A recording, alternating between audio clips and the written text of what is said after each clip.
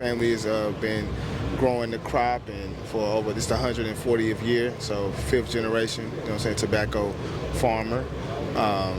Fell in love with it organically for myself about 15 years ago, where I found my own way.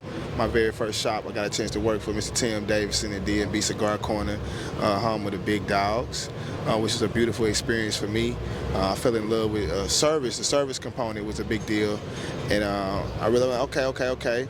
We can really do this, and this is how it operates. It's surrounded around service. Got me a chance to meet a lot of people. At the time, I think I was about 35 now, so 24 or so when I got a chance to get involved in the serving of people, not necessarily the plant or the agronomy side of things, but actually serving people and seeing the end use and the patron dealing with the brands.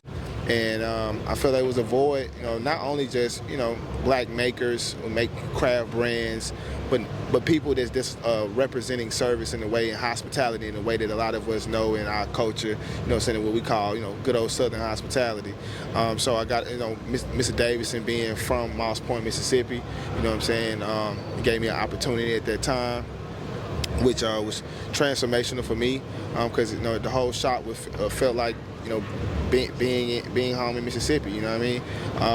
Family-oriented environment. It gave me a lot of chance to cultivate the service component. The tobacco knowledge was there for me since I got a chance to know in different components, getting a chance to learn and be a student of the family's work and business, but literally learn how to kind of piece that all together via service is probably the most impactful thing.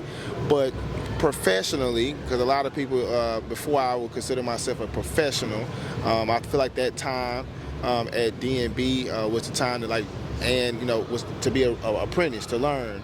Constantly talk about that, people paying their dues, not necessarily paying their dues to people or institutions, but paying the dues to themselves, to say, hey, I spent an ample amount of time picking a niche in the space that I love, or you love, you find passion in, become a expert, at least it's not an expert, proficient, and then constantly trying to refine that against, with your peers and people that, you aspire to be around. And she has a niche in the expertise, and I have a niche in the expertise, and we get a chance to refine it. I guess the old iron sharpens iron. And after this long in the space, I just now consider myself a professional.